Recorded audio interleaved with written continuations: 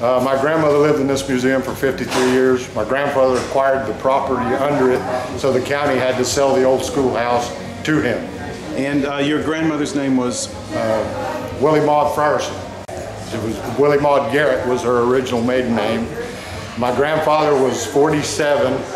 He was one of the first two grove inspectors for the state of Florida, and he traveled, back when they were starting the orange groves, he traveled all over the state, show them how to graft orange trees, because you don't plant a navel orange tree, you either plant a wild orange or a lemon tree, and then you graft on whatever kind of tree you want. Now, when did your grandparents come to Pasco County? Do you know? Some of the Friersons first come to Pasco County in 1870, and then there was another part of them that come a little later on. Now, so you played in this building as a child? Yes, sir. And what do you remember? Played under it, too. Played under it. What do you remember? You said that there was an outhouse. Yes, sir. There was no inside bathroom even when they lived here? Well, yes, sir. There was an inside bathroom, there was. But the outhouse was still there. I was born in 47. The outhouse was still out there, but there was an indoor bathroom at the time. In about 1950, so I must have, didn't remember. About 1950, they added electricity to the house, and I assume probably the bathroom then too. So was it a nice house? Was it clean and yes, respectable? Sir. It was nice. It was kept up pretty good. Yeah. It was a nice old house. Grandma had a dairy, a small dairy out on the property that gave her money, but Grandpa died in 1947 before I was born. I never got to really meet him or see him or whatever. He had a major wreck and he was about 67 when he passed. Now explain again how this changed from a school to a residence. Well, my grandfather married a Stevenson, and the Stevensons are, I believe, are the first family to come up the Anclote River.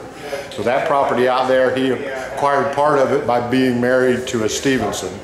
And from what I gather, she went crazy on him, and they put her out at Anclote, at the Anclote Nut House out there. And I guess the marriage got annulled, and he acquired the property under the schoolhouse, so they had to sell it to him. Do you know, were people living in the house when it was given to the Historical Society, or was it vacant? This is like 1980. It was vacant. It was vacant. Do you know how long it was vacant?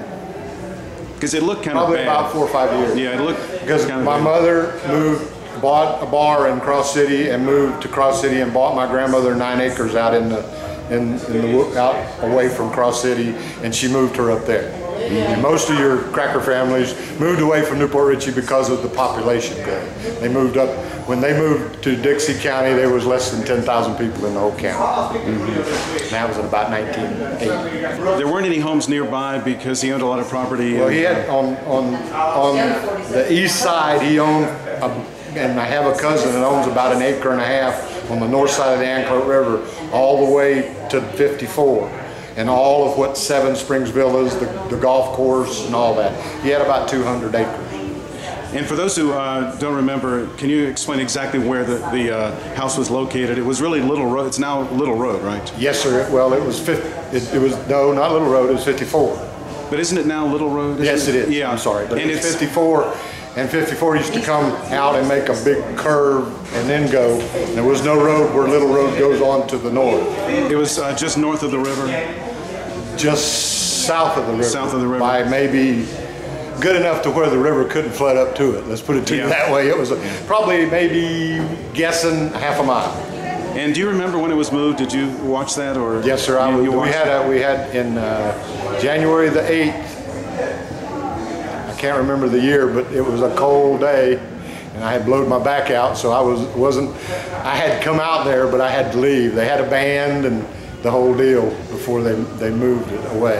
And Grandma used to let all the grandkids pick whatever they wanted from in the house. I have an old wind-up Victrola that come out of that house, and I also have, I gave the baby bed to one of my sisters, but I had the old baby bed that was used, that my mom and all 3 of her brothers were born in that house, in the same room, in the same bedroom. And were you happy to see it turn into a museum? I would have rather it been done that way than it fall down, yes sir. Yeah. Yes sir.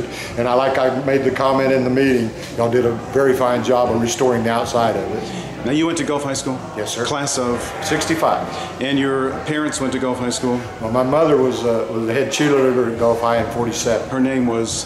Ed Frierson.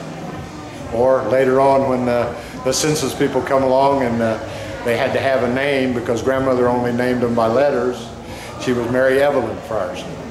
And your father's name is? James Anderson Russ. Now, is he a local person? The Russes moved to Elfers in 1940 when they built the packing house. They were sharecroppers in South Georgia, and they come down here for work. Now, so when this was a house, there were 2 rooms and a hallway, basically? Or am I right? No, there was more than a living room, and then 2 bedrooms back of the living room, and then on the other side there was a big room and the bathroom, and then a bedroom, a storage room, and another bedroom. And then the back porch was half porch and half kitchen.